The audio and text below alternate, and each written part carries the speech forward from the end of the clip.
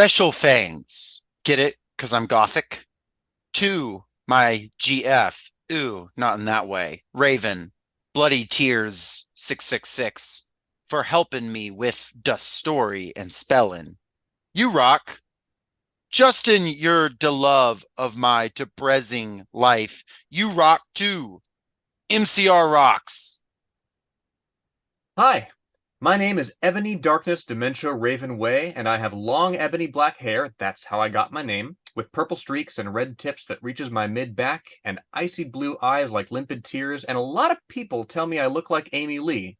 If you don't know who she is, get the hell out of here. I'm not related to Gerard Way, but I wish I was, because he's a major fucking hottie. I'm a vampire, but my teeth are straight and white.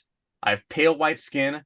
I'm also a witch, and I go to a magic school called Hogwarts in England, where I'm in the 7th year. I'm 17. I'm a goth, in case you couldn't tell, and I wear mostly black. I love Hot Topic, and I buy all my clothes from there. For example, today I was wearing a black corset with matching lace around it, and a black leather miniskirt, pink fishnets, and black combat boots. I was wearing black lipstick, white foundation, black eyeliner, and red eyeshadow. I was walking outside Hogwarts. It was snowing and raining, so there was no sun, which I was very happy about. A lot of preps stared at me. I put up my middle finger at them. "Hey, Ebony!" shouted a voice. I looked up. It was Draco Malfoy. "What's up, Draco?" I asked. "Nothing," he said shyly. But then I heard my friends call me, and I had to go away. Is it good? Please tell me, thanks. Welcome to the Socialist Shelf, and today we are talking about, we talked about some bad stuff on here, making fun of Rich DeVos. It's time to get into that good content. It's time to get into what we're really here for, which is just highbrow literature. I am talking about My Immortal, the Harry Potter based fan fiction published in 2006 and 2007 by not quite sure who it's by, but the author wrote under the name XXX Bloody Wrist 666XXX, also known as Terra, and it's perfect. There's not any critique that we're going to be able to add that can detract from this work of this legendary work of fan fiction masterpiece. Somebody once said, a work is not complete when there is nothing more that you would add. It's complete when there is nothing more that you can take away. Mm-hmm. And I think that describes this piece pretty well, because I honestly can't imagine it any other way than it is. Yeah, and I can't take anything from it. I have nothing. Just so for those who don't know, My Immortal is widely considered by many to be it's a legendary fan fiction published on fanfiction.net, like I said, in 2006 and early 2007. It is spread over, I think, 42 chapters, and it is just this bizarre, like 26 or so thousand word piece of fan fiction about Hogwarts, of the Harry Potter world, where everyone's vampires, they're goths, they hate posers. There's a lot of spelling errors. There's someone did the calculation on how many spelling errors there was. 5,200 spelling mistakes. Mm. It's fantastic. That's from a 2011 analysis of the text. And the text has been widely analyzed. It is based on it's based on an Evanescence song, isn't it? It is, yes, My Yeah. Immortal. It was released in oh shoot, what is the? I was looking at this just earlier. Yeah, the song was released in 2000 when they were putting out their first album, Origin. Evanescence was. And yeah, 6 years later, here comes My Immortal, the fanfic. You have the obvious connection to Amy Lee. I mean, the whole fanfic is steeped in that sort of, emo goth sort of musical fashion space, right? Um, it was big then. It's big now. It hasn't gone away. Amy says she has read this, by the way. Oh, really? Yeah. She made a comment on it. She said she thought it was very funny. And she's right. Um, Yeah, it's it got removed from fanfiction.net, but it had it had tens of thousands of reviews a chapter. By the time of its removal, the author throughout ridicules the hate comments at certain points, threatening to not upload anymore if she doesn't get at least 10 good reviews, and at one point threatening to commit suicide if she doesn't get at least 10 good reviews. A few, Um, yeah. She lands herself in the hospital at one point for that, although I think it's for an unrelated reason. She Um, also she says stop flaming preps basically at the start of every single chapter. Um, it's Preps of course being the normie, chuggy kind of American Eagle Hollister set, much like Dumbledore, who wants to become a goth, but he isn't a real one. and Um, thus is a poser. thus is a poser versus a prep. You're right. Those are Yes. different things. Basically, there was a writer who said that My Immortal is a constant millstone around the necks of fan fiction enthusiasts who struggle to bring legitimacy to the genre. Which I don't think is necessarily fair to fan fiction because it's not like terrible, terrible novels don't exist. It's not like Mm. terrible, every media has something horrible. You have your, I mean, you have your president is missing, right? You have, I mean, we don't have some of the truly terrible plays from, fucking Shakespeare's day because if people didn't want to record it, it just wasn't recorded, you I know? know I was making jokes earlier. This is actually not the worst thing we've covered on this show. Oh no. It's just like fourth, because it's not ideologically important. Kind of, but um, In, in there's you no know, ideology here. in the This in the is sort this is of Vampire Potter. yeah, in the sort of, I mean, in the author's note, right? My GF, you not in that way. Like it's got that sort of osmosis kind of homophobia that isn't But she does necessarily. think bi guys are hot and sensitive. Oh, She yes, does say yes, of that. course. Got to have that fetishization in there, She certainly. does. She says, and when we talked about like how do we want to talk about My Immortal? Because we both wanted to, we both have a history with this. So I'll just start. I came to My Immortal. The first time I heard of this text would have been probably, I don't know, sometime when I was on the internet, 2015, 2016, chat room, something like that, maybe earlier than that even. Um, and it would get quoted. I remember someone on Lord of the Rings Online, game that I played too much, was named Ebony Darkness Dementia Raven. And I didn't realize till later that's probably my first exposure to it. But I didn't fully read this text until my freshman year of college, in which a friend quoted it, and I was like, "Yeah, I know that." And basically, after a long night of we'll say like college hard drinking, we decided to hit Waffle House in the morning, and in the Waffle House corner, hung over as all hell, we read aloud the entirety of this, continuously just ordering new stuff. And I'll say right out, I think I gave the waiter I think I tipped like twice what I paid for the meal because we were there so long and I felt bad. Like literally, but we were just there. We read, I think, the whole thing, at least like the parts that like are funny. The You majority of can it. you can sit down and knock this out in an Yeah, afternoon, you and we know. were like reading it and going over it and just losing our minds. And it's it's funny not just because of the text itself. We opened up with a chapter of it, but it's also funny because if you have been in fan fiction or internet spaces, it captures the like the sort of it's not Tumblr, it's kind of like pre-Tumblr, but like it captures that like essence to a T, I think. And it is God, it's very, very funny. It's very raw XD. I'm having it's a lot of fun. And the ground in which this is sown was very very fertile. I mean, fanfiction.net of course launched in 1998. They had Mhm. over 100,000 writers by early 2002. um Man, and I remember like back in the day, I vaguely remember when they had like the MPAA rating system, right? When it went Right. from like, G to R, and then they got cease and desisted by the MPAA, so they had to change it to like K to M. I vaguely remember a Legend of Zelda fanfic of like Zelda and Link breaking up, and Zelda is like, it was a songfic of like Behind These Hazel Eyes by fucking Kelly Clarkson, and then Let's songfics were banned. go. So, that's I've seen so many changes because I started getting into fan fiction like at 11 and 12, like 04, 05.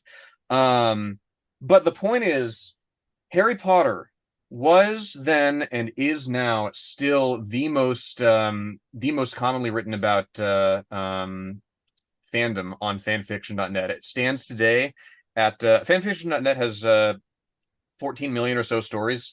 846,000 of those are Harry Potter. Mhm. Um, and the runner up Naruto is like 440K. It's not even close. The and I mean the chokehold that Harry Potter had over the culture, it still has, but it cannot be overstated. Like 2007, 2008, really all the way until just a few years ago. Yeah. It was all encompassing. In fact, I think like the only people who weren't into it were like evangelical Christians at the time, which is like kind of ironic considering, J.K. Rowling's like right-wing turn later on, Hmm. or at least public right-wing turn. Presumably she's always kind of had those opinions. Um, but like at the time, like the movies were coming out, the books were the biggest thing in the world. Yes. And you had this intersection. You had these people who had grown up with the books and grown up with the movies because these movies are coming out consistently year to year. Um, Kind of coming of age and coming onto the internet and getting older and getting more adept. And so like these things they have a lot of feelings about are, colliding with this like online space. In a way, this is in conversation with, and I feel goofy even saying it, but it's a conversation with like Gideon the Ninth. If you listen to our Gideon the Ninth episode and we talk about how like fiction is able to rise out of the internet, and how like subcult and cultures like literary circles are forming out of the internet. This fiction, and again, it's not about the quality of the fiction, but it is coming from these same places in this like very deep passion for these characters, and then mixing with like celebrity culture, and then Hmm. colliding against, I don't know, just like teen angst. And whether or not this is a troll fic doesn't matter. There is a million, there are a million fan fictions like this. There are a million. This is special for a reason, but there is a million just absolutely like just backwards fan fictions that are just unbelievably earnest. Um, and it rises out of this just bizarre subculture that would go on to form, I don't know, I guess a variety of things. A lot of people who are adults now, Well, and who may or may not want to remember. and uh, I mean, I haven't forgotten it, certainly. Hmm. I'm fucking 30 and we're still talking about it. Like, Yeah. and it comes as well. I'm glad you mentioned, a generation of people getting into literature through this and also getting on the internet, right? Yeah. Because it's that confluence of kids getting into a long-running series, many of them Harry Potter's their first brush with that, right? My Right. my family and I, grew up reading those books. Oh yeah. And so they come onto the internet at this point. It's oh 06, oh 07 that this is published. Angry Video Game Nerd is still new. He's still called Angry Nintendo Nerd at that time, right? Really. We're not far out from Zero Punctuation starting. So it's an environment of people, an unfettered creative environment, almost unfettered. There's various legal issues in the early days with fan fiction and whatnot. Well, she But doesn't have any rights to the song lyrics. yeah, It yeah, makes you very clear that she doesn't have rights to them. yes, and it's and that's not unique to her, right? Back Uh, when there was kind of litigation around this stuff, back when I think Anne Rice was submitting various takedown notices here and there. She's actually one of the authors whose work is not allowed on fanfiction.net. Stuff based on the Vampire Chronicles and that sort of thing, not allowed on that site. really. So yeah, in that environment, it was the culture to say, look, I don't own these characters, I'm not profiting by this, please don't sue me. Hmm. So you have that element of it there. And as I said, you have this unfettered creative environment and this unfettered critical environment as well, because you have people leaving reviews, you have people leaving critiques of, constructive and otherwise flavor, and you have people who are getting, Flaming. yes, yes, and you have, yeah, these preps flaming that, yeah, and you have Hmm. people getting famous, getting very creatively critical of things, again, Hmm. angry video game nerd, right? um I mean, flame wars and stuff like that. These Oh were yeah. terms that come out of this time. And there's the very stupid meme of like, oh, the kids these days wouldn't survive in the Xbox lobby or whatever. Like a lot of the internet having no moderation at all. Yes. And it just being completely like open and endless. And not being moderated, not in the same way as, say, I don't know, like Twitter is right now, where the moderation, it's like corporate owned and it's like for profit algorithm, but it also is like poorly moderated. You kind of had this like open space where it is so wide open in every direction, and you are going to a bunch of different sites. You're not clicking on the same five websites. You are clicking Hmm. on hundreds of different websites, and you're going to different places and individual blogs. And these big places like these fan fiction websites, yeah, are places where people congregate. And in that sense, that it's unmoderated. I mean, people use the term Wild West for it, and whatever you like to call it, it is a sort of different era. Now, 2006, 2007, it's definitely starting to become more corporatized. It's starting to become what we said would be hell on earth for the characters from Snow Crash, Hmm. though, the hell we find ourselves in today. Um, but that's what was going on, and it would just be this. I mean, yeah, all out brutal attacks, and also, but just also people just posting endlessly, and there's something beautiful about that. I gotta say, Oh yeah, and it's not just sort of a 2 minutes hate. In fact, I would argue that it's not even mostly 2 minutes hate, reading this and getting out like vitriol, right? There are panels at various conventions where you read, quote unquote bad I mean, not quote unquote, fan fiction that is bad, yeah, and it you laugh sucks. at it. Yeah, you laugh at it, you do dramatic readings of it. Yeah, famously, You like Dan and Phil, the YouTubers, some of their biggest videos were just reading fan fictions. People wrote about them, the Mhm. YouTubers. There's a famous one called the Skin Fic about one of them peeling the skin off the other one that they Oh yeah. read. Yeah, Yeah. legendary. I distinctly remember there was I mean, we could just go on and list them, right? But I mean, it's I consider this a work of outsider art. I'm not even being ironic about that, Okay. because something like this, something like that story where Goku romances Anne Frank and fights Hitler, Gurren Jesus, that sort of thing. Like it is a it is a peek into the mind of somebody who has just completely unfettered creativity. Hmm. Or, I don't know where they get it. I don't know how their mind works, but nobody else's mind works that way, is the point when you read this sort of thing. And but there's also I would argue some genuine craftsmanship that goes into this fic. I'm of the school of thought that this fic is a very, very elaborate construct. Hmm. Because you Yeah, read go into your theory because I know you have thoughts on this. Yeah, because you read through it, and here and there you see that the author, I mean, they've done analyses of the text. The author clearly knows how to craft a sentence, clearly knows how to spell words like Voldemort, how to spell words like, spurious and that sort of thing. Um, they just choose not to. And Yeah, they sometimes, choose to say Remus Lupin is masticating. They know what they're yes. doing. Oh, yes, yes. I have spent many, many a lonely evening masticating, you know. And it's the and again, it exists in that space where people on the internet want to score points by dunking on people. And what's easier than a what a word that sounds very much like another word but is obviously wrong, putting out that kind of bait for people. It happens too often in this story to be a coincidence. And there's also commonalities in terms of certain phrases between one chapter or another. And they swap off every so often, which leads me to believe, well, perhaps this was a collab, just not by the two teenage goth girls that they make themselves out to be.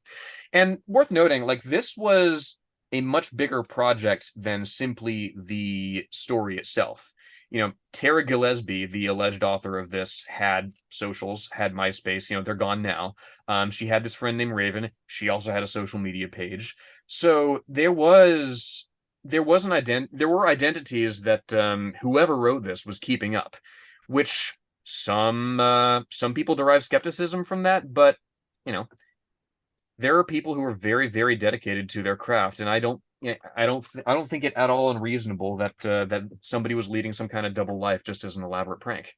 I think that that's very possible. A way I've kind of come to see this um, is I think this person obviously has spent knows the fan fiction community. There's no doubt about that. That they're not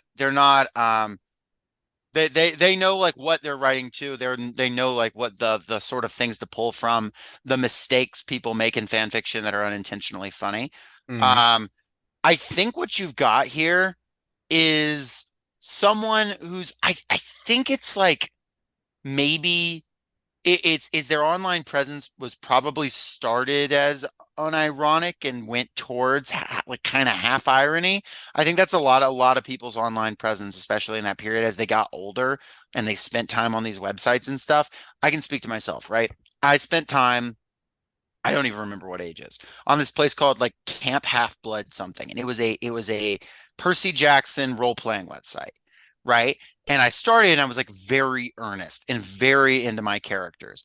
And came a point where I was like, oh, this is kind of stupid, right? Like I realized, and not in the sense of like it's bad that I'm doing this, but in the sense of like, oh, this is like objectively very silly. Like at some point I got like actively mad about something another character did on there, and I like Hmm. had to take a step back for myself and be like, and I was like probably 13 or 14 years old. Yeah. And I had to be like, okay, well, this separating fiction from reality. So then like kind of what happened then is like I made some joke characters on there, but I was still also having fun. Like I did enjoy the engagement, and and I think this feels like someone in these communities that's coming to that latter half of things and is like, I'm kidding around, but I am also having fun. I'm having fun reading the hate. Probably the engagement online, like a lot of it became more and more jokey. But if you go further back, I know people have made the arguments and I've read the articles of like the further back you go in their socials, the more unironic they seem, the more whatever. Hmm. So what I think is you've got someone who's and that also makes me enjoy it more because it makes it a lot less mean spirited. Like Yes. if this is some like middle-aged guy who decided to make fun of teenage girls, it's just it doesn't read like that to me. Hmm. And but nevertheless, just some of the choices they make in here, God, just to randomly call Tom Riddle Tom Bombadil at one Yeah. point. It just it's Oh, I so knew you would love fucking that. I knew it would funny, get you. dude. It is Hmm. so funny.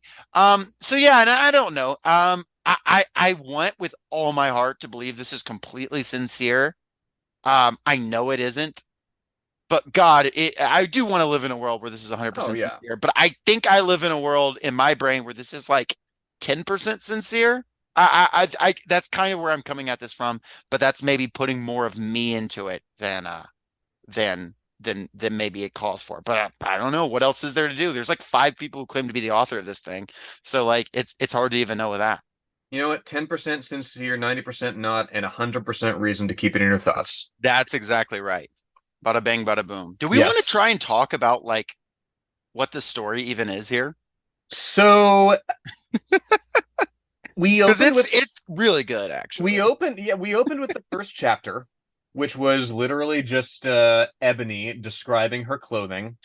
They Uh, love this book. It loves clothing descriptions. it's fucking Obsessed. it's Bret Easton Ellis-esque in the detail Mhm. that they get It into. is it is like if you read like Game of Thrones or in his Song of Ice and Fire books, it's Hmm. Martin describing like food. Is this book with like its clothing? It's like, Yes. oh, this person's actually kind of excited about the pink fishnets and black combat boots. Hmm. And there are multiple costume changes, like people will put on their clothing specifically to take it off within the same paragraph to So fuck. cool. Oh It's yeah. it's ah and again, that kind of cadence is not accidental.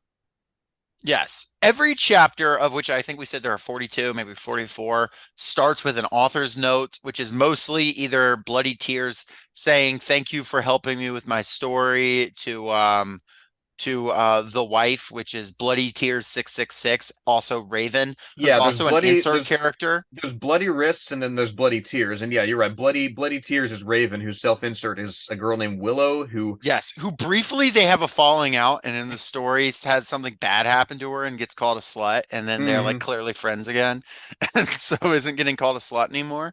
hmm Um, but like chapter two immediately is please stop flaming my story, okay? By the way, preps. Yeah, I mean, and you got the very beginning, chapter two. I woke up in my bedroom. It was snowing and raining again. I opened the door of my coffin and drank some blood from a bottle I had. The coffin, it was black ebony and it was hot pink velvet with lace on the ends. And they took out a giant MCR t-shirt that they used for pajamas and a pentagram necklace and immediately getting into the clothing. And then yeah, you introduce Willow and it says author's note, Raven disses you. Oh, So very exciting.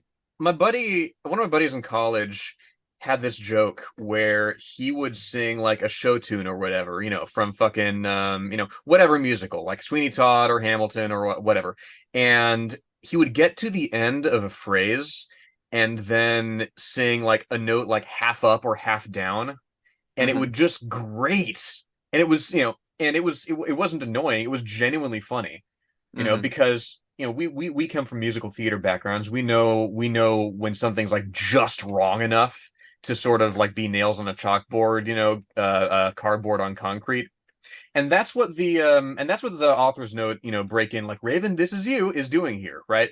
Because it's breaking up the floor of the story in a way that's elementary, like even to people who are just getting into the writing space. We and it immediately it moves. God, I'm just looking over it. Like it just makes me laugh the whole time. Like, I straightened my hair to make it all spiky. Was a little depressed then, so I slit one of my wrists and read a depressing book and waited for it to stop bleeding and listened to some good Charlotte. It's like, oh God. Just casual self-harm. Yeah, well, she's a vampire, so it's fine. That's the thing. That's she's a vampire that doesn't look like a vampire aside from the icy skin. Because she's constantly drinking her own blood. The only times where she thinks she's gonna die is when she considers putting a stake spelled Steak through her own heart, which Oh yes. leads you to imagine what that looks like and how that. Yes, here lies Ebony, casualty of the porterhouse. Yes, exactly right. And then hi Draco, I said in a depressed voice. Just uh and yeah, they go to this what concert is it? Is a Good Charlotte It's concert. good Charlotte concert. They're coming to Hogsmeade, Hmm. Muggle band in a wizarding village, whatever. And then I can pull from my expertise here. Harry Potter fan fiction loves to go to Hogsmeade. That's a staple in Harry Potter fan fiction. You got to go to Hogsmeade because that's the town that doesn't get that well described in the books. So anything could be there. It's kind of a wizard town, but there's muggles that come through. So you can have, and I know for a fact, like straight up, it was a thing to be like reader X, like one of the one of the actors from like Harry Potter movies, like Elijah Wood, or not Elijah Wood, Jesus, Daniel Radcliffe, or Emma Watson, and then they would be at Hogsmeade, and then you would have like a day with them at the Magic. Like that was like a thing. Like people would do all kinds of inserts at Hogsmeade as this like in between place. So hmm this is again this person showing they've got some knowledge of the community. And then they go into the Forbidden Forest and have maybe the hottest sex scene Oh maybe ever yes, written. because Speaking of George R. so R. Martin, they're in Draco's flying Mercedes Benz. Of yeah, course, with the 666 on the Draco has back. a 666, and they get GC concert tees. They get autographs and photos with the band members and whatnot. And yeah, they go into the Forbidden Forest. The author's Shall note we? says, "Stop. Her name is Ebony, not Mary Sue." Okay. Well, and I'll point out here as well. Ebony's name is Eneby, right? Yeah, or Ennaby. Yes. Two different spellings there in the same sentence. Yeah, Ebony's name is Ennaby, not Mary Sue. Which hmm apparently people were calling characters Mary Sue as early as 2006, 2007. I thought that was a slightly later development.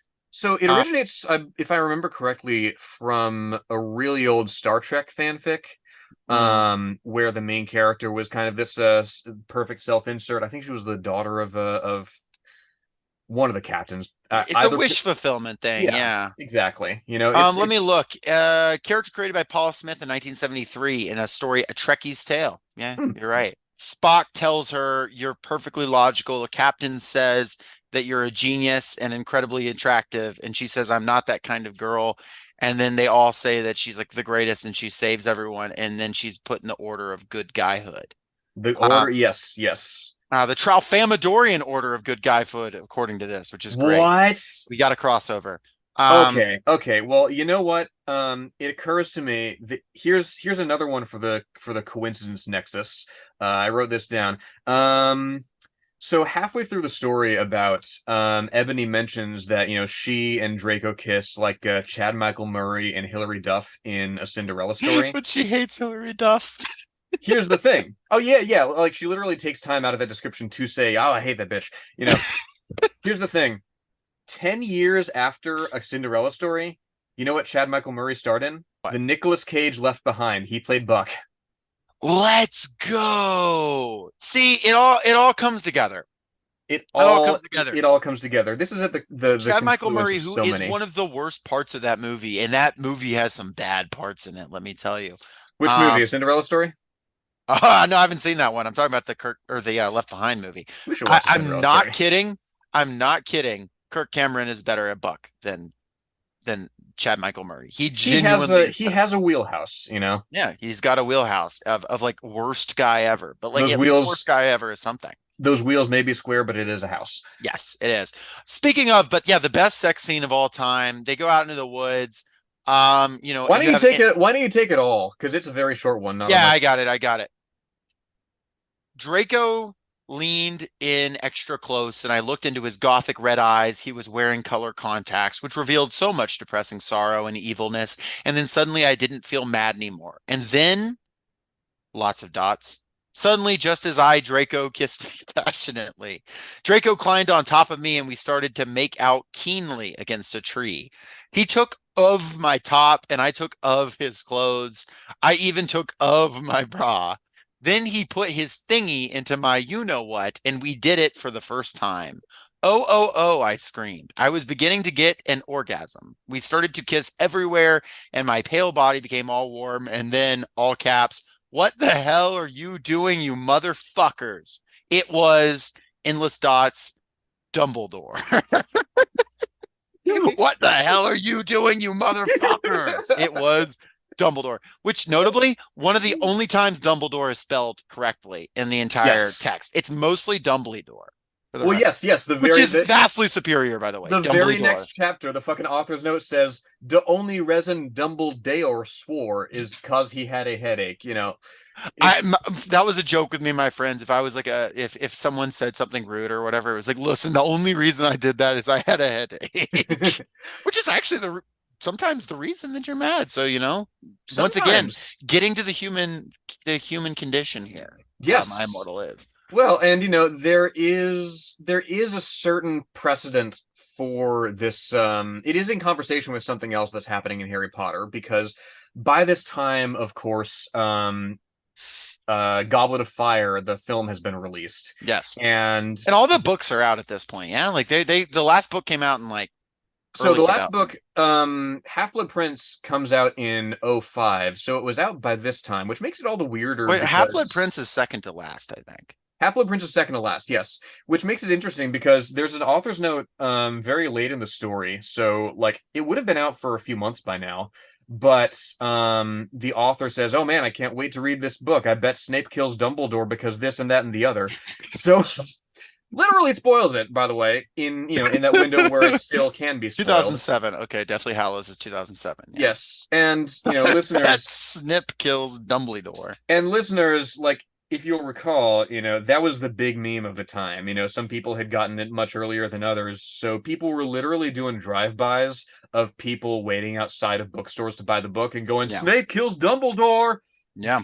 Early like viral internet videos. That was a whole thing. People tried to actually recreate it. There was like a lot of people who tried to recreate the meme in direct references to people who were trying to watch Avengers Endgame with the Iron Man dies. There Oh was yeah. actually some like not that just the concept of spoiling, but there was like multiple videos of people trying to perfectly simulate the drive-by videos, which I thought was interesting and a strange art form in and of itself. And also everyone who saw Endgame like the second day already knew every single thing Yeah. that happened because that's just not how the culture was anymore. It's also worth noting the sex scenes here, obviously very funny, kind of only a step below a lot of sex writing in fan fiction. Yes. Like Yes. not And it far below. greatly, yeah, yeah, you know, like 'cause Like it's very much sincere. Yeah. it's very much focused on this happened and that happened and physically this happened, and there's much less context. There's nothing of the erotica about it, it's just oh, sex, it's The hottest line in this is he was hung like a Stallone at one point, yes, which sent Stallone. me. He was hung like a Stallone, and I thought that Yes. was pretty solid. The other Yeah, thing that this is in conversation with, with Angry Dumbledore, right? It was very was the much meme. meme. Yeah, it was very much memed in its day, because Goblet of Fire, the film, had just come out. Michael Gambon had become the new Dumbledore because Richard Harris had died, and he played. Still to this day, you can see people post that one page from Goblet of Fire, like Harry, did you put your name in the Goblet of Fire? He asked calmly. That's Yeah, not how Dumbledore in the plays it in movie. the Yeah, film. did you put your name in the goblet of fire? Yeah, exactly right. Which, again, I like Gambit's Dumbledore. It's a perfectly valid way to play the character, but, it's different from what people expect. Look, I think this person gets to the heart of what a lot of us found out much later is Dumbledore is a complete poser. Yes. He's a poser and a prep, Yes, a and we poser and a prep and a fan of Ludicrous, as we see early in chapter 5. Or maybe not a fan, because he calls them ludicrous. He calls Draco and Ebony ludicrous fools, like spelled like the rapper. there's some great insults that are thrown around in this fic. My favorite is when McGonagall yells, "Stop it right now, you horny simpletons." That's my favorite one. You horny simpletons. I think she speaks for us all in that moment. So true. Yeah, chapter 5, not a whole lot. People are crying, running around.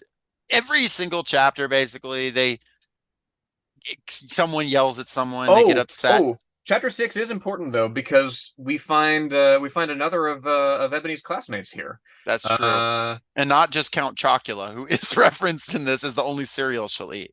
yes, yes. In the Great Hall, I ate some Count Chocolate cereal with blood instead of milk and a glass Yes. of red blood. Suddenly, someone bumped Red. into me. All the blood spilled over my top, uh, which is black. So why? Yeah, Why does that matter? it's all good. Yeah. Bastard! I shouted angrily. I regretted saying it when I looked up because I was looking into the pale white face of a gothic boy with spiky black hair with red streaks in it. He was wearing so much eyeliner that I was going down his face and he was wearing black lipstick. He didn't have glasses anymore, and now he was wearing red contact lenses just like Draco's, and there was no scar on his forehead anymore. He had a manly stubble on his chin. He had a sexy English accent. He looked exactly like Joel Madden. He was so sexy that my body went all hot when I saw him, kind of like an erection, only I'm a girl, so I didn't get one, you sicko. I'm so sorry, he said in a shy voice. That's all right. What's your name? I questioned. My name's Harry Potter, although most people call me Vampire these days, he grumbled. Why? I exclaimed. Because I love the taste of human blood, he giggled. Well, I am a vampire, I confessed. Really? He whimpered. Yeah, I roared. So there's a lot going on There's here. yeah, a lot of dialogue explanations First here. of all, of course, you're not reading along with us. Maybe you are. In which Mhm. case, you can see that the paragraph starting Bastard, where she first sees Mr. Joel Madden Vampire Potter, there's no spelling mistakes that I can see. It, Grammatically, sure, there are run-on sentences, but it's a moment of startling lucidity. And then, I think it wants you to focus on the last sentence, which is just kind of like an erection, only I'm a girl, so I didn't get one, you sicko. I think that like one, since that was the punch of it, I think that they were like, okay, I gotta make them, gotta let them hear it's that. an expertly placed punchline. It is a wonderful rake to fucking step on. And as well, there's so I looked up Joel Madden's appearance finally. Um it's a passing resemblance, maybe. It's no, Um, I mean, 2006 Joel Madden is it's a stretch, you know. You can kind of sort of something. Vampire Potter though. yes, Vampire Potter Vampire is to Potter. me just one of the funniest names. I, that I did today on Twitter we had a disagreement, rare disagreement with, you know, one of the great friends of the pod, Josh Borman of Worst of All Possible Worlds, who says Jim Floor is funnier. Jim Floor is very funny. I think Vampire Potter is still the funniest name we've come across in this podcast. I will say Jim Floor being a real name, that it may just take the cake. But It's but just there's I don't know how to articulate it. But well, the and fact that they the just didn't tweak it, just Vampire Potter, that is so fucking oh funny. yeah, and as we'll see, like all the characters get this treatment. Hermione is Bloody Mary Smith, bloody with an apostrophe. Ron Mhm. is Diabolo. Neville at one point is mentioned in passing, and he's called Dracola. Yeah. At a certain point, Voldemort just becomes Satan, I think, for a little Voldemort, bit. yes, Satan, yeah, because that was his nickname in high school when he was Yeah. at Hogwarts. And we get into that, But but but I but oh, sorry, yeah, go ahead. well, what I also want to point out is, you say very correctly that there's a lot going on with the introduction of Vampire Potter. Because the author in the paragraph where he's introduced clearly knows how to sort of pace a reveal. I Hmm. mean, she kind of blows her load in that sentence where she's like, "Oh, and he didn't have glasses, and there was no scar on his forehead anymore," but she kind of slow walks those details is the thing. So she has at least some idea of pacing.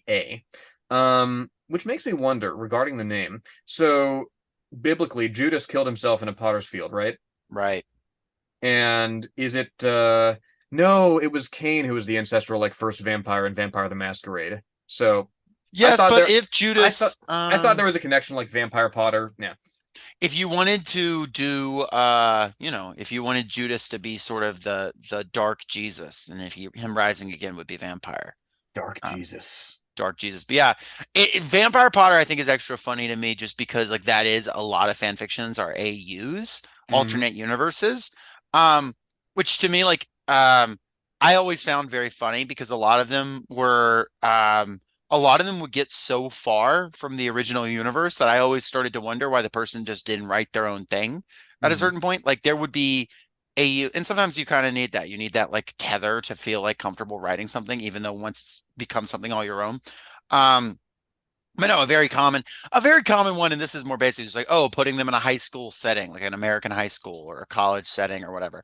Um, but the Vampire AU made me think of one of my favorite fan fictions of all time. This being not serious. I do genuinely love it, but it's a Cuphead fan fiction where it's Dark Cuphead and Dark Mugman X Ooh. Reader is one of the funniest.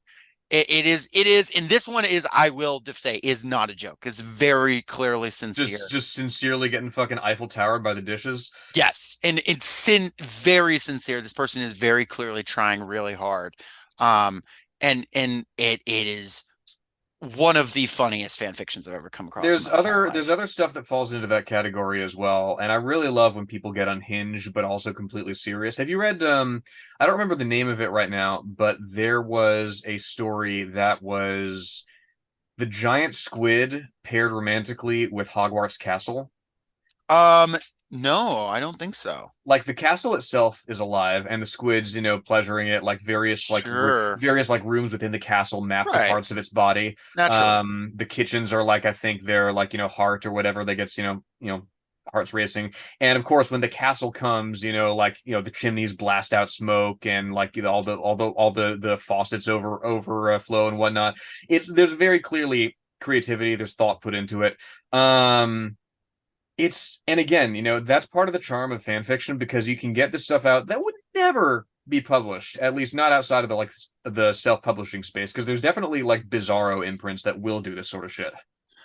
The self-publishing space is its own weird thing, but you Hmm. know, that's maybe a conversation for another time. If we ever decided to talk about the Vanity Press published book I got basically forced to buy at a fair one time, and is maybe the most baffling piece of fiction I've ever read, but we'll save that for another day. Hmm. Can't find any record of it online anywhere.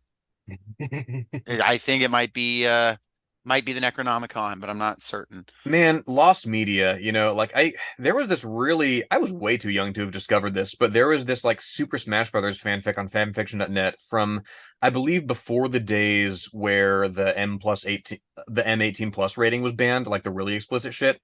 It was called, I remember this distinctly, Trapped with a Knife. And it was Mm, young Link from fucking like Smash Brothers, just trapped in the sewers fighting monsters with a rusty knife. At one point, he has to drink his own piss to survive. Like it's just like it's grotesque and it's gratuitous, and I've never been able to find it yeah. ever again. There is my spouse Sydney has a lost fanfic that Sydney will reference all the time, and it's the Winchester brothers from Supernatural as dish towels, and they're sentient dish towels. And nothing happens that's sexual in the fan fiction. Like you'd think it would be a fetish thing. No, no, they're just hanging out as dish towels. And they're like, why are we dish towels? And my understanding is that's it. But And J but Jacob, how do you know that it's not a fetish thing? I don't know, but You or I don't have the part of our brains that light up at that. that's true, but it surely doesn't, from my understanding of it, it doesn't come off that way. But regardless, the towel fic is lost, unfortunately. Also, Supernatural, famously the most fanficked about TV show on fanfiction.net. Hmm. Um, and don't look what most of those fan fictions are about because but okay, chapter 7 has a title. Yes, Bring me to life. they're few and far between. Yes, and they're mostly Evanescence and MCR songs. Yeah, because there's this that reference Evanescence, Good Charlotte, what else? Panic at the Disco gets referenced. Hmm. It's the peak of this era. Um, and that starts with the classic Draco and I held our pale white hands with black nail polish as we went upstairs. I was wearing red Satanist sins on my nails and red nail polish. And author's note, C, does that sound like a Mary Sue to you? And said, Ebony isn't a Mary Sue. Okay, she's perfect. She isn't perfect. She's all caps a Satanist. A Satanist notably. That's true. And that is true. She's a Satanist, which is actually important to the plot, as there is conflict between Satanists and Christians at a certain point. Which made me realize I think that there might be some jokes about what evangelicals thought Harry Potter was in here. Hmm. I think that's part of it. Because I genuinely, for part of my life, thought that Harry Potter was about devil worship. Like Oh my yeah, school would not allow it in their library, and like a lot of kids were like, "Yeah, no." And my parents never said it was about devil worship. To be clear, like it was just kind of something I absorbed through osmosis. but it's magic, suffer not a witch to live. Right, right, and it's very interesting. But Narnia always flew. But I do want to do a serious talk about Narnia at some point. But that's a whole different thing. Yes, yes. I have Um, I need to read the rest of that. that's also just fan fiction too, but of This the is where we Bible. also this is where we also get some really contrived emotional drama. There's a little bit in the concert scene a little ways back when Ebony comments on how hot Joel Madden is and Draco's Yeah, all like weepy and stuff, and she's like, "Oh, I don't like him more than you." yeah. Um, so then they're fucking in chapter 7. Oh, Draco, Draco, I screamed while getting an orgasm when all of a sudden I saw a tattoo I had never seen before on Draco's arm. It was a black heart with an arrow through it. On it in bloody gothic writing were the words vampire. The words vampire. And the word, yes, words plural. And that leads to a rift between them. They have a fight. She notably accuses him of having AIDS after finding out that he had had sex with a man. Oh boy. Yeah. So now we're getting into the political analysis of this. No, I genuinely today reading over this was like, okay, I'm gonna find something political in this book. Oh yeah. This is basically what I've got. The AIDS reference to homosexuality. I'm doing my best here, guys. I don't, Well, and again, it's in that day when casual homophobia was relatively normal on at least American school campuses. You would grow up and you hear people say, "Oh, that's gay. Oh, that's gay," yeah. and Now you got to go to Twitter thankfully, for that. yeah. Yeah. And that's less of a thing now, because it's becoming more, homosexuality is more normal and it's less stigmatized. Mm. Not that people aren't trying to stigmatize it. Well, But it's because we finally decided to stop wearing the eyeliner and stuff so much. I think that's what it was. Once we all um, started dressing like preps, it was okay. aha. Yeah, that's Wait, what it is. but can't you also be a fake prep and thus you're a poser? If you can be a What I fake think goth, you can be a fake prep. No, it's kind of a one-sided door. Being it's kind of like an up and down situation. But This I is wouldn't understand a prep to a real prep to understand what a poser prep is thinking. I'm glad you mentioned doors. This is a tangent, but so my partner's bisexual, and she told me the other day that there's a slur for bisexual people, Is like there? door swinger. Like, That sounds more like an old-timey like is she a, door swinger? Like like a friend of Dorothy or something like that, like one of those yeah, old yeah, ones. but like Yeah. the conceit of it being, oh, you can't make up your mind one way or another. Right, right, right.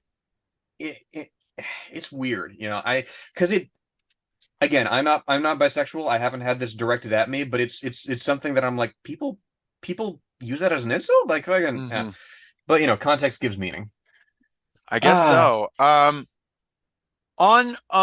We have another really good sentence here, which is when after Draco chases Ebony into Professor Snape's classroom, he's completely naked. You have Professor Snape saying, or you have Professor Snape looking aghast, and she says, all caps, "Vampire Potter, you motherfucker." because as she says, he had a really big you know what, but I was too mad to care. Yeah, it hung like a Stallone. Exactly, exactly. Um, Chapter 8, it says it's not what you think. Turns out it's exactly what she thinks. That they dated at one point. This is one of those controversies that just kind of goes away. And then later resurfaces when Vampire Potter is clearly jealous that they're together. A thing that, I was hoping we would see some resolution, but I think Vampire Potter is just kind of he's kind of left to be melancholy. He's left to be on Yes, his own, much like he should have been at the end of the Harry Potter books. If that would have been a bolder choice. it But would have been. It would have been, but it's worth noting here as well. This is where Hermione Bloody Mary Smith yes. is introduced. Why did he? Um, Why Bloody Mary for Hermione? Is Hermione's name's Hermione Granger? What's even the correlation between Bloody Mary Smith and Hermione Granger? Bloody Mary, ghost, murdered woman, it's edgy. But Um, it's just so hard for me to see even what I think she just like gave up on even trying to connect the two names. She's like, yeah, and this is Hermione. the Cure is not mentioned anywhere in the story, but the first thing I think of when I see Smith is Robert Smith. So there's that possible connection. There's Um, the mention that she, quote, lost her virility to Draco. I thought that was funny. oh yeah, I mean her dick fell right off. It was tragic. Yeah, exactly right. Yeah, it's so, and You know also, what? so she flips her long, she flips her long waist length gothic black hair and opened her crimson eyes like blood that she was wearing contact lenses on. So this isn't the first time. This isn't the first time that somebody's been described as opening their eyes after they're smiling. By the way, my friend Bloody Mary Smith smiled at me understatedly. So Again, good. it's so easy to go off on tangents because there's so much to unpack here, but I love the understatedly, right? I Yeah. love the sprinkling in completely inappropriate adverbs. Um, That's like that goes transcends even the fan fiction space. That's just something that bad writers do. oh yeah, yeah. Yeah. But again, there's so many sort of rhyming things here that it makes me wonder. Some of this is probably accidental, but it makes me wonder if some of it's not deliberate, to be sure. Um, Understatedly. Yeah. It makes me think of when I went back and it's all just completely gone now. But I used to write fan fiction on Star Wars, the Clone Wars forums. And I it was all adverbs. I mean, I'm telling you, it was like 50% adverbs. It was yeah, unbelievable. And a lot of hair. For some reason, people like to describe how long hair is. Don't know why, but people really like waist length. That's a pretty common thing. yeah, because when you I mean, when you get into writing, what you want is to describe so accurately, so specifically what you're seeing in your head. And Hmm. what you learn as you go on is, okay, so what's important to depict? What am I going to let people fill in the blanks of? And you sort of learn the cadence, you learn the rhythm of it that way. Right. And But not here, baby. yeah, in chapter 9, our antagonist shows up. All of a sudden, a horrible man with red eyes and no nose, and everything started flying towards me on a broomstick. He didn't have a nose, basically like Voldemort in the movie, and he was wearing all black, but it was obvious he wasn't Gothic. It was Voldemort. Basically like Voldemort in the movie. Yes, It was Voldemort Voldemort. like Voldemort. There's a brief battle where she gets the better of Voldemort. By yelling Crookshanks, which I believe is the Yes, name of Hermione's cat in the it books. is. It is. Yeah. Yes, yes. That malapropism there is an actual name. And notably, like we're getting into canon here, of course, but he hits her with the Imperious curse, so she has to do what he says. But Yeah. then she's still capable of casting the fucking torture spell on him. Yeah. She's And just that powerful. I felt bad for him, even though I'm a sadist, so I stopped. She doesn't stop later. They torture some people a lot later in this text. Oh yeah, yeah, they get into it. Um, in as much detail as this person's capable of mustering here. And then Voldemort speaks like archaically for some Yeah, it's reason. really Like, I hath telekinesis. yes, yes, that is the line that for me encapsulates most. You look at it, and you can't tell me that that was not deliberate. Like That's so funny, dude. because what's every fucking smug internet dude gonna be like? Oh, telekinesis is moving stuff with your mind. Telepathy is reading your mind. Yeah. It's such red meat. I have telekinesis. And he Oh. and the evil plan here, of course, is that Voldemort wants her to kill Vampire Potter, and he gives With her a a gun, gun. Yes. which he should have done in the books. To be fair, in the books, should have whipped out a gun if he wasn't a coward. I mean, canonically, fucking Rowling has said it herself. A muggle with a shotgun beats a wizard with a killing curse every time. No, yeah, light work. Light work. Um, Chapter 10, she opens up by being really, really mad about people not liking the story. Also, just in this previous chapter, she thinks to herself, well, what if Draco got the vampire tattoo while they were going out, and then they broke up, which Yeah. is something that's been on our mind since fucking 2 chapters ago, which is like 5 minutes ago. Yeah, things just kind of come in and out of the brain. In chapter 10, she was really scared about Vladimir all day. Then she gets together with her gothic heavy metal band, Bloody Gothic Rose 666, and it's her Coming to and Vampire. Coca-Cola Roxy.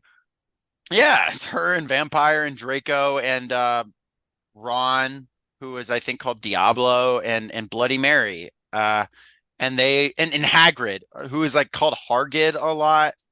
Hagrid's in the Hagrid, band, isn't he? Hargid, Hairgrid, Hagrid. Hagrid, who is just like is just a teenager in the school in this, to be clear. For and just kind of a guy who at one point has a crush on her, unclear. But their band, it's a cross between GC, Slipknot, and MCR, like you said, coming to the Coca-Cola Roxy. I guarantee you, I should have looked this up ahead of time. I guarantee you, there's some people who have made some like music, some like Bloody Gothic Rose 666 music out Oh, there. 100%. And I'm gonna be looking it up as soon as I get off of this call. I mean, people have made people made a video series based on this, like actual fucking like filmed My Did they Immortal. really? Oh yeah, it's That's like a 15 fantastic. part series, I think. Well, she also put on a black leather shirt that showed off my boobs and tiny matching miniskirt that said "Simple Plan" on the butt. You might think I'm a slut, but I'm really not. just constant, and again, not to slut shame, but like she sleeps with the entire cast and repeatedly insists that she's not a slut. Like, again, no problem sleeping with whoever you want to, but she's weirdly insecure about it. Yeah, well, it's you go back to the archetype of like the good girl who's also a bad girl, but she remains good. But like, yeah, it's you run up against a lot of that. We'll get into like some YA at some point, and that there's like a lot of contradictions like in very serious YA that comes out of. I'm like thinking of like Katniss or Triss or a character like that who Mm. can't just like exist as a character who has to be a slut or not a slut.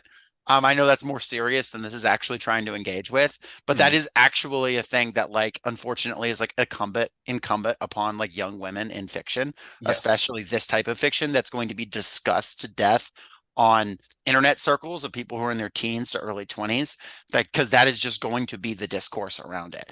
Hmm. Um, which sucks. It sucks a lot. But in this, it's obviously it's a joke, but I don't know, tangent on tangent, right? Yeah, well, I mean, it again, there are elements of reality in this bizarro world. And I will say, of course, it's we make fun of we make fun of the pop culture references, the obvious placement of various products and whatnot. It does speak to something genuine in developing writers. Just anecdotally, you'll throw in, oh, the character was listening to this particular song that I quite like, and it's not as in your face as it's made out to be here. But I mean, I am guilty of putting in, ripped from the that sort of ripped from the radio shit, just as a like fun Yeah. detail. No, literally, I mean, we just mentioned Gideon the Ninth earlier. How many memes does Gideon the Ninth just quote verbatim that were popular at the time of it writing? Oh This is yeah. done by like books that are successful. So like it is a thing. And it certainly happens with like, lesser authors. Obviously, the leaning on the pop culture reference is a thing that happens a lot. It's usually like reference humor is one of the lowest forms of humor, but it does happen. Hmm. So we have our influences. Um, at the end of this chapter, Draco commits suicide because she yells at him. He's then just like back pretty soon. It never really explains. He turns out he was kidnapped by Dumbledore. I don't know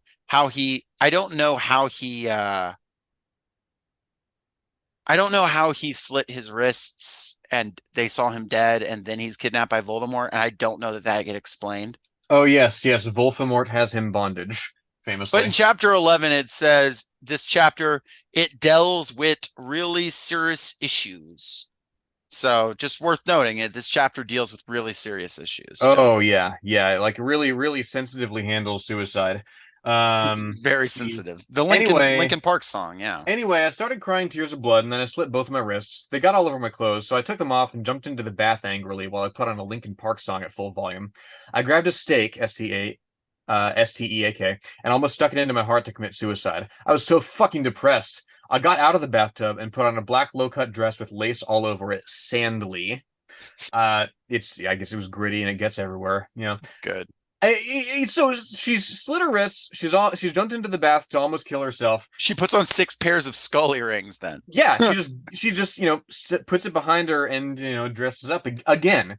Um, then I looked out the window and screamed. Snap was spying on me, and he was taking a videotape of me. And Lupin, double O, was masticating to it. They were sitting on their broomsticks. I will say, no, apparently Lupin is looking at the videotape that's like being live taped. Hmm. Like if you read this, he's not looking at her. He's actually looking at presumably like the little camcorder screen connected to, which is an interesting detail.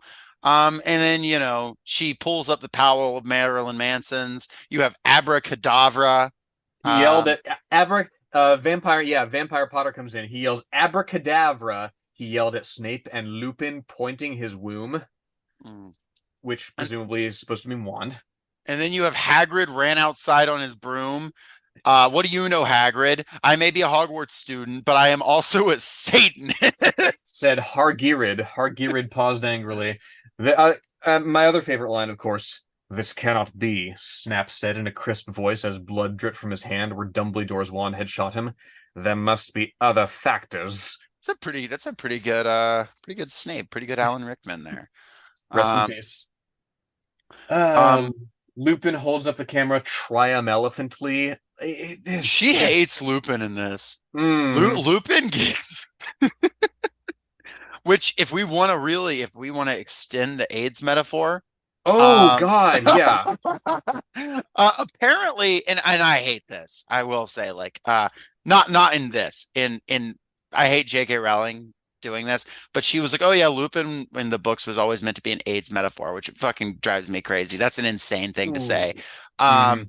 That's an insane choice, and I guarantee you she did not think that. She just wrote a werewolf character, which is fine.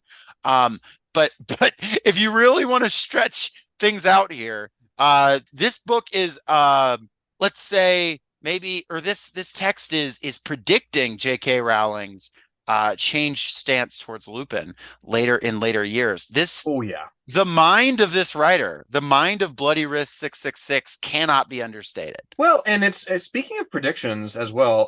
There's an author's note further into the story where it's the same one where she's like, "Oh, maybe this will be revealed about Snape killing Dumbledore, right?" And Hmm. incredibly, she also predicts Harry dying and coming back to life, Hmm. and that helping defeat Voldemort because he was a Horcrux. Book seven was not out at this time. Yeah, Nobody had any way of knowing that. Like this there is was, J.K. Rowling. yeah, she was almost right about J.K. Rowling, but she's a transphobe, not a homophobe. Although, Yeah, I mean, yeah, it's not too far. yeah, not too far. The Again though, like just anecdotally, there was the culture of speculation and of fan theories was so vibrant around this fandom. Like I remember after book six comes out, right, and we read this, there was a website that my family and I followed religiously called dumbledoreisnotdead.com, which Hmm. collated all sorts of fan theories about, oh, is this a big conspiracy? Is Dumbledore going to come back? Is Snape actually on the side of good? Which, ish. Ish, But kind of, sorta. yeah, and that's what's fun about following this sort of thing as it's coming out, right? And again, it's speculative. It's speculative in nature. Is fan fiction, in addition to just practicing your craft, right? And it is something that you really have to be there for. Absolutely. Also, I just want to update. I just got a text from my spouse overhearing from the next room saying we should dress as Draco and Vampire Potter for Halloween. So Hmm. we'll see about that. Oh, Uh, 100%. Oh, with a little fucking pentagram scar. that'd be excellent. Yes. Later on, we have a spell that turns out to be an MCR. This is one of my favorites. Oh, He pointed yes. his wand at the pink roses. These aren't roses. He suddenly looked at them with an evil look in his eye and muttered, "Well, if you wanted honesty, that's all you had to say." That's not a spell. That's an MCR song. I corrected him wisely. I thought that was I corrected him wisely. Second use of wisely. Earlier Draco was crying wisely. I love to cry wisely. Hmm. It's the mark of somebody who's truly comfortable in their masculinity or some shit. I don't know. Yeah, they have something with hair grid getting mad. Now you have she puts on blackfish high heel boots with pictures of Billy Joel Armstrong. And then Bloody Mary says, "You look kawaii, girl." So she rags on Avril Lavigne a lot in this. Um and her Avril Lavigne's song Hello Kitty, which riffs heavily on Japanese like kawaii culture, had not come out. It wouldn't come out until 2013 there, but it Oh does my kind of God. it does kind of anticipate this because, I mean, the fascination with Japanese pop culture is older than this, certainly. Hmm. Well, yeah, and you have later on, you have the Professor Trelawney stand-in saying "Konnichiwa, bitches." Who is Konichiwa, bitches? Oh So dear. good. Now, if I had, hundreds of billions of dollars, I would not use it to destroy the Amazon rainforest. I would pay the original cast of Harry Potter, um, and the whole crew that made the movies to recreate this There perfectly. is a clip of Harry. I forget which talk show this is on, but you can easily find it. Daniel Radcliffe and Ray Fiennes, who played Harry Potter and Voldemort in the films, read fan fiction Oh, that's of, fantastic. yeah, of Harry and Voldemort getting it on. Fantastic. Speaking It's of getting it's it on, yes. Ebony and Vampire Potter, they start to screw each other, but get interrupted by Professor McGoogle, I believe McGonagall, McGoogles is my saying, name. We love "Yeah, a swampy stop, you bog. horny simpletons." Um, let's see. Let's see. Chapter. Okay. Look, a lot of things will happen. They recommend there's the And 13, of course, it kind of Dumbledore. We it both, kind of yeah, yeah. resolves the I mean, in the books, it's how do we find Voldemort? How do we find the people serving him? There's a lot of tracking people down. You Um, have I don't give a darn what Voldemort does to Draco. which I mean, it's that sort of cavalier attitude that's everything's much easier in this story because at the end of chapter 13, Draco has no, not Draco, fucking vampire has an idea. Yeah. What? I It's asked him. just You'll see, he said. He took out his wand and did a spell. Then, suddenly, we were in Voldemort's lair. We ran in with our wands out just as we heard a croon voice say, "Alla Cadavra." Voldemort's conversion to Islam arc, apparently. Like, Yeah, it'd be interesting. Also, this next one starts off with warning. Some of this chapter is extremely scary. Viewer excretion advice. we advise viewer excretion. Just it's important to stay regular. This is the chapter where Peter Pettigrew gets aged down so that he can be a perv and get rejected, but not Oh be a yes. perv pedophile, which she wants to distinguish between, because only Lupin can be and Snip can Oh, be of the. course, of course. There's a Um, there's a strictly like 2 or 3 pedo limit. Pettigrew being named Snake Tail in this, which is good. Let's see. In Dis, he is 16 years old. Yeah. NOB, I love you. Yeah. What the fuck? You torture my boyfriend, then expect me to fuck you. God, you are so fucked up, you fucking bastard. I stabbed him in the heart, blood poured out of it like a fountain. No, he No. screamed. Yeah. And he fell down, and she burst into tears sadly. Voldemort wears high heels, apparently, according to this That's next really good. bit. He does. That's a sleigh. Hell That's yeah. a Hell yeah, sleigh. you slay. He had a sex pack describing Draco. That's pretty good. There Get it? you Because go. he's so sexy. Which is literally in the text, by the way. That is not Joss riffing. That is just in the text. Uh, which is just fantastic. I love these little asides.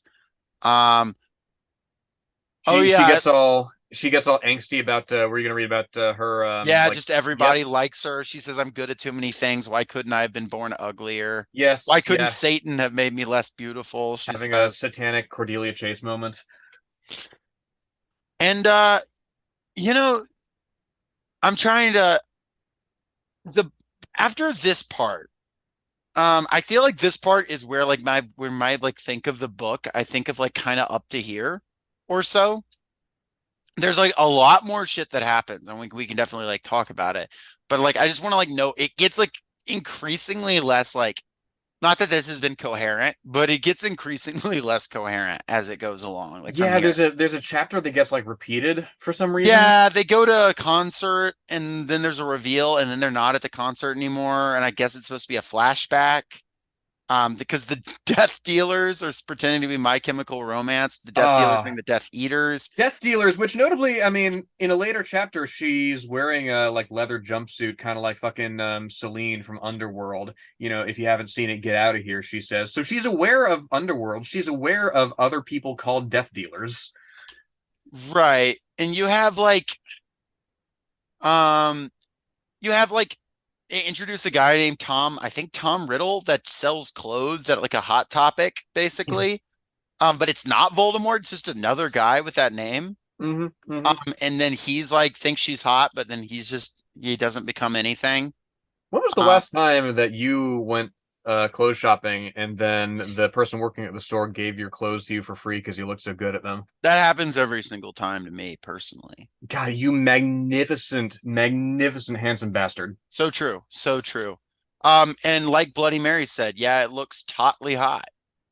The Hotly salesperson hot. who's, yeah, its name is Tom Ridd. My bad. Tom Ridd, which Rid of is what? Tom Ridd of Voldemort, who he's supposed to be, but he just never becomes.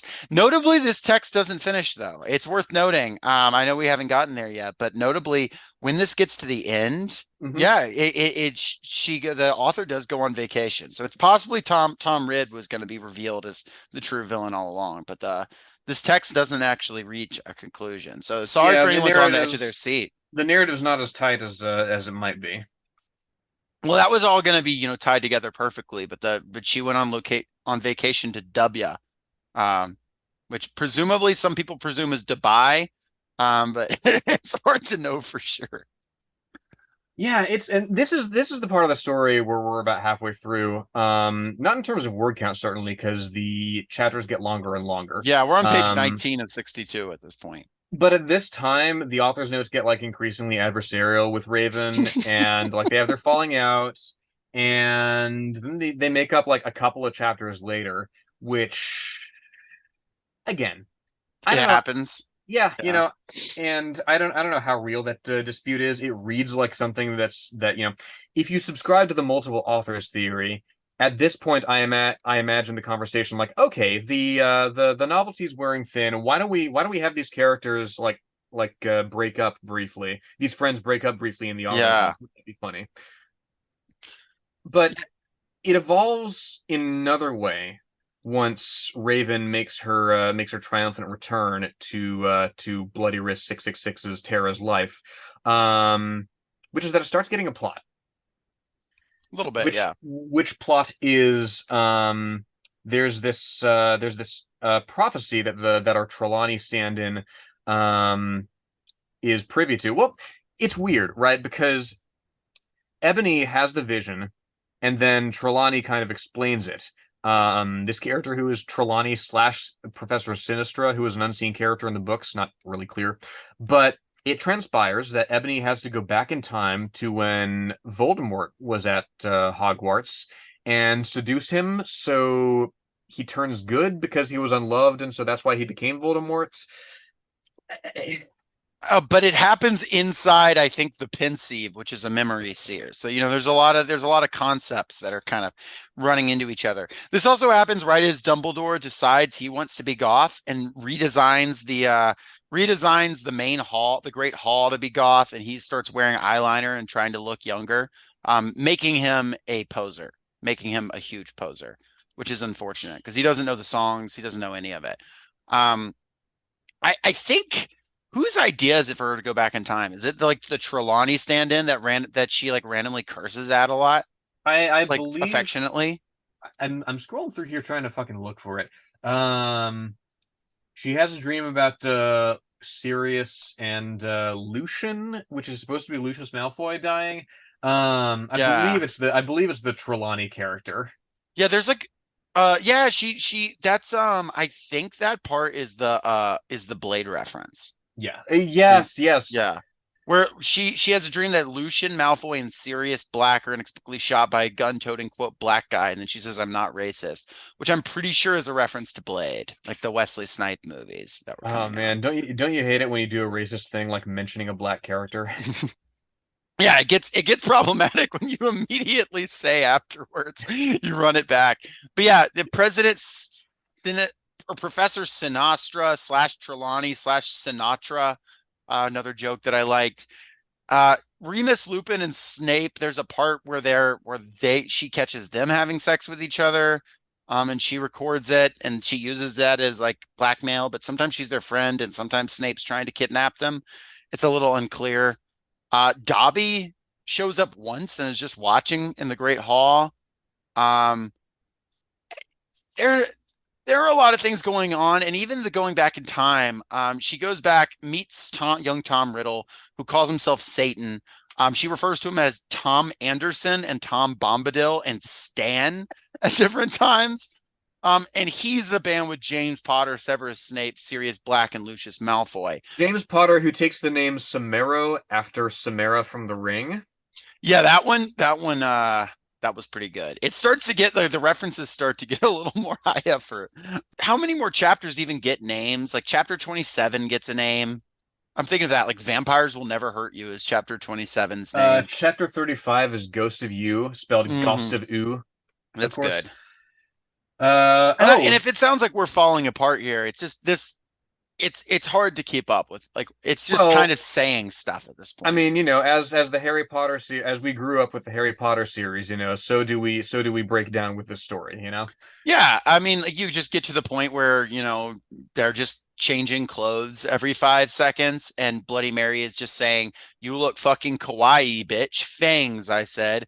Okay, back in Tim, but she was already back in Tim. It's, Then I jumped sexily into Da Pensive. It's just It's that bit in that one episode of Buffy where like the robot like stepdad breaks down and like starts, it's the linguistic version of that, right? mhm. Because you see more and more of Count Chorkula. I'm wearing black Converse shoes. Hmm. He was drinking a portent. Actually, portent is pretty consistent. She consistently spells potion portent. Yeah, Um, there's Trelawney gets addicted to like Voldemort drink, oh yeah, uh, Voldemort serum, which is supposed to be like Verita serum. which is like the stuff that makes you forget stuff, I think. No, the Verita serum is what makes you tell the truth. Oh, okay, Wait, okay. I'm addicted to stuff that makes me tell the truth. Like, That's which deep. That's deep. I mean, you could definitely read that as an alcohol analog, right? In vino veritas, I Yeah. drink and then I vent. Chapter then there's like chapter 36, which has one of my favorite openings, which is I looked around in a depressed way. Suddenly I saw Professor Sinister, Bloody Mary, Socrates, and Draco. Socrates. Oh, which who I imagine is in the act of drinking hemlock. Yeah, presumably, but I think it's supposed to be serious. One can only assume. There is one more notable introduction actually in the previous chapter. Oh, is there? Morty McFly. Yeah, there's the time machine iPod, right? Yes, Marty McFly or Morty McFly exclamation point one in this story. He was wearing a black Ben's t-shirt and black baggy jeans, and he's helping Ebony go forward in time. He has a black time machine, which is, it's black, so it's gothic, and it's not as DeLorean, it's just like something portable. And then like several people have these for no adequately explained reason.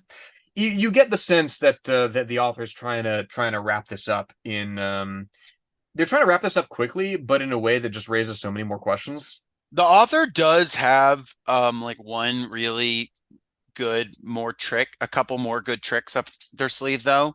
First of all is the introduction of Professor Sluthorn. Um Which, just think fucking Jim Broadbent playing somebody called Sluthorn. yeah, no, it's fantastic. There's not much more to that. He's just like there. And then this the introduction of the hacker character The who hacker takes over the character. narrative. Oh yes, because somebody says, "Oh yeah, I hacked this girl's password. It was super easy." And then they post a couple of chapters like making fun of her. Chapter Uh 39. I am a trolling genius, LOLZ. which That's like kind of the last trick this thing has up its sleeve. Do you buy this as a legit hacker? No, no, No. not at all. It's funny though. Yeah. Yeah, I'm not calling myself a trolling genius, I'm if I'm in this guy's head, I'm just maybe I'll post the like deprecating sort of riff on the pros certainly, but I'm not going to draw attention to myself. I'm sorry. It's something I had to do to fulfill my duty as the noble Gothic Mary Sue. Satan sobbed, I love you, Ebony. I love you too. I'll see you in hell. It starts to be like the grammar starts to be mostly correct. Ebony dies and goes to hell. Everyone sings Ding Dong, the Sue is dead. And in hell, Ebony is forced to wear a denim miniskirt, a bright pink polo with a seagull on it, and like leggings with a little moose and a bag with an eagle that says live your life. And no matter what she does, she keeps ripping them off, and just more Abercrombie and Fitch, American Eagle, and Hollister brands stuff is underneath her. And no matter what she does, she's just stuck in this eternal hell where she's forced to be a prep. And then she It's says, the this is eternal nightmare. unlogical and does not make any sense. Um, Ebony bellowed out to the air. She failed to see the irony in her statement, how hypocritical her words were, seeing as she was practically calling the kettle black here. Ebony slit her wrist and mumbled to herself, oh my God, end crap fic. Crucially, not "Oh my Satan." Yes. So that's Um, a moment of submission there. but then the original text just kind of takes back over. Um, I guess I don't really understand what the explanation for that is supposed to be. I guess she Uh, just gets her account back. The troll quote unquote gets bored and which again, why not just lock her out of her account if you're gonna do this? And it just kind of ends with them having a gigantic standoff in A this Latin standoff, they call it. yeah, Latin standoff. And the last line of the fix is abracadabra, a bunch of exclamation points, then ones. I Do you shoot it. think do you think that they're saying Latin standoff because they're like, oh, like what if it's racist if I call it a Mexican standoff? That it could be that. I think it's a play on the fact that they're using Latin words in their curses. Aha. I think it's actually a little bit clever. Like 1% kind of. It's kind of I mean clever is one thing. It's goofy, but I think it's like Mexican standoff but with yelling Latin phrases. This was a really interesting part of the Harry Potter fandom culture to me because we get a little bit of glimpse at the outside world in Rowling's text, but not very much. Um, but there's stories where people delve into magical traditions of other countries and of course of other regions, other cultures, and of course, not everywhere would necessarily use Latin for their words, for their magic words, for their spells, right? There's a really bloody but pretty good fanfic that's about like the student body resisting the army of Voldemort in book 7. And one of the things that they learn to like fight back and really take the fight to them is I think it's Seamus Finnegan who's like, oh, like my ancestors have some really nasty Celtic curses that we can learn. And so that was interesting. That was interesting to you know, it's that's the thing about fan fiction, right? You have endless territory to bring your own expertise and your own experience and to build on this world in a way that the author never could have imagined. And it's not a failing of the author that they didn't imagine it, because they bring their own experience to it. Um, I mean, where it is a failing, of course, is where she posts a fucking map that's like the world divided into 11 magical schools, and like Hmm. half of Asia is one. Like Yeah, and it's boring and not interesting. And you try too hard. I guess that's like, and we could end up talking about the actual Harry Potter at some point. In this sort of world, right? There are different types of fantasy. And like, to be back to like sincerity for a second here. Um, there are different types of fantasy worlds, and some lend themselves to like Game of Thrones style obsessive detail. And that's if the author is capable of Martin levels of obsessive detail. There are stories like Harry Potter, and there's plenty of them, and there needs to be more of them, where it's just kind of ambiguous and there's just kind of questions, and that's fine. And the more questions you answer about like the world, the sometimes the less interesting it gets. And these fan fiction subcultures can fill in the gaps in very interesting ways. yes. There's a lot of examples of this.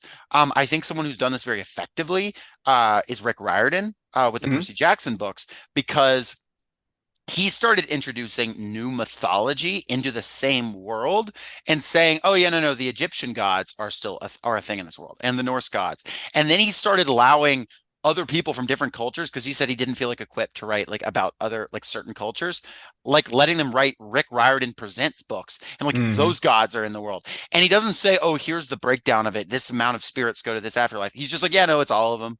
It's just all of them, and there's perception and something." Um, and people like and as someone who was like heavily involved in these fan fiction spaces, we fucking loved that. We were like, that's right. You need like kind of one or the other. And unfortunately, like there is this like obsession with like detail, and I think that some of that comes from like also comes from online, comes from like, well, what's your language? Well, what's your geography? Well, what's your Mhm. whatever? And there's a level of like annoyingness to that online. There's like an annoying type of like someone calls the Reddit writer who doesn't have like a plot structure, but does have like a language they've made for their book. And it's like, Yes. you know, that then that's a whole different thing. But it makes me think of that. Which I know I'm like way off on a tangent at this point, but it's connected, I think. Could get into a whole nother tangent about Star Wars Legends, but also makes me think of Legends versus canon, and why Star Wars was so much more magical when it just was fucking batshit.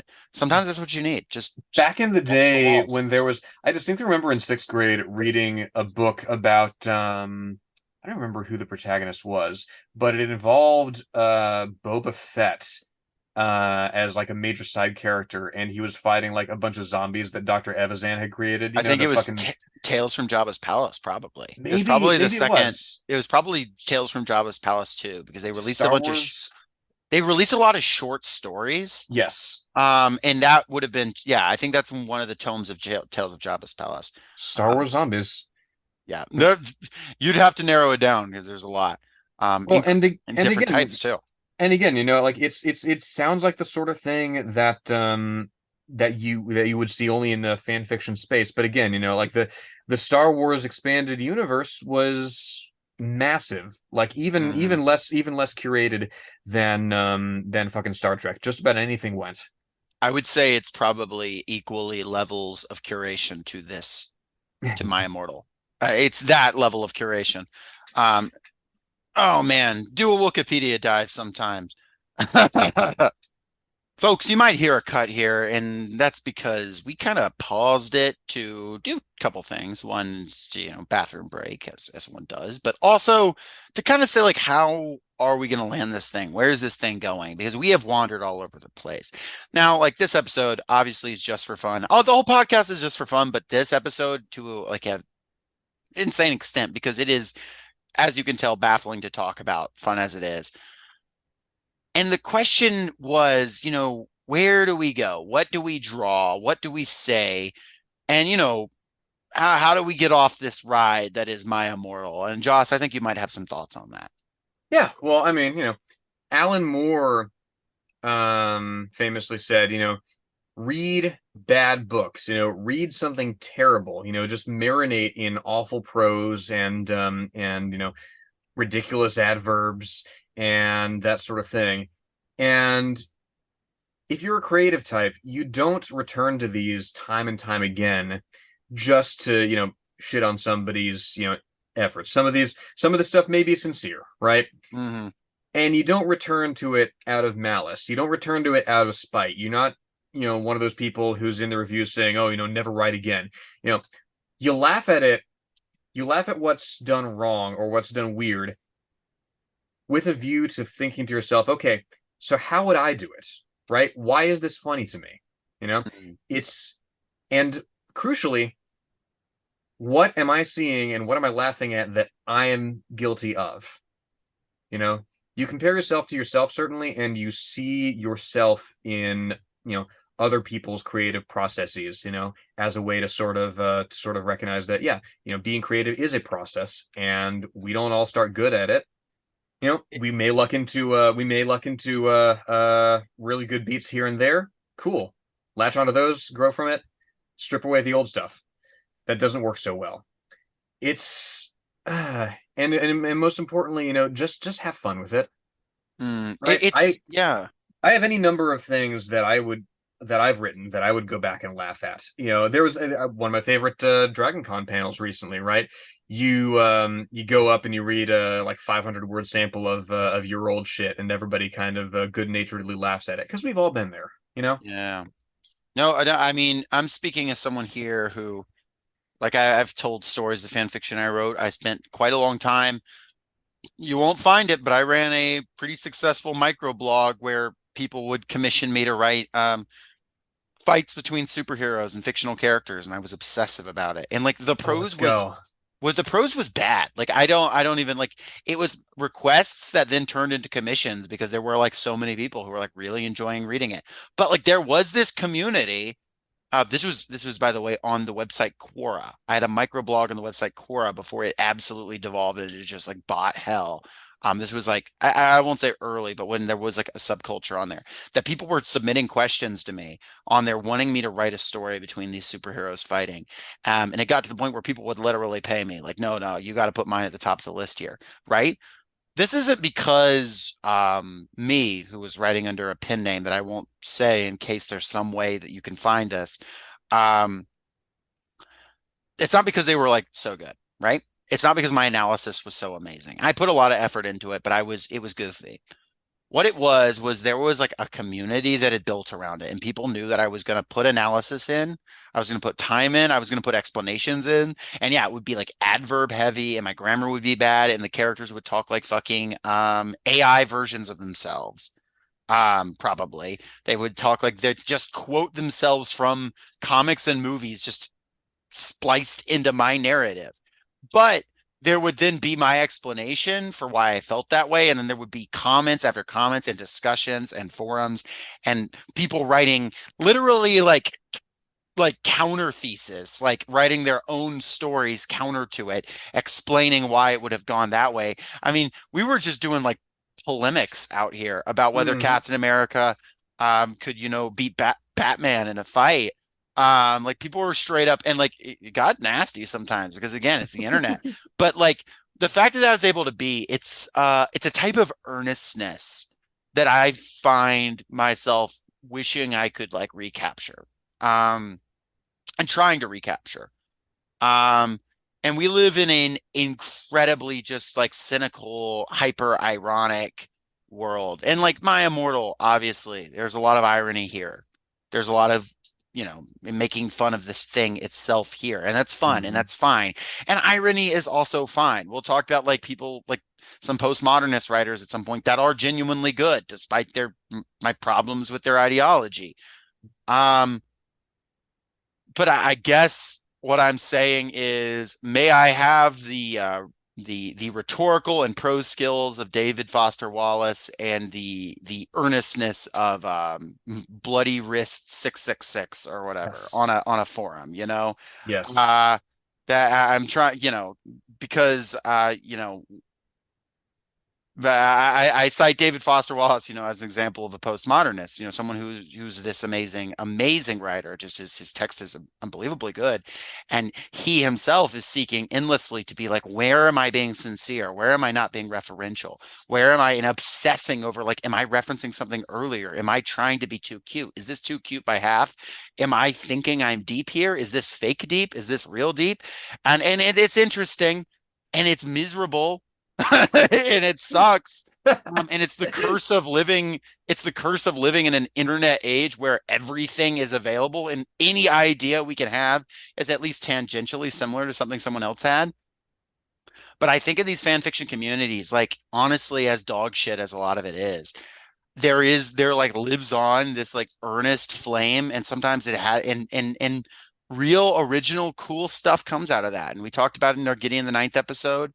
And there's many more who are writing their silly fan fiction right now who are going to be the next generation of great writers.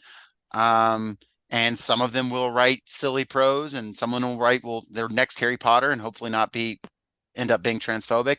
And some of them will write, great socialist novels that inspire the workers as we rise up against capitalism. And who knows? And the writer of My Immortal, if you're one of the people who've claimed it, or if you're someone else, I hope you're out there and um, I hope you are working on the piece of fiction that saves us all.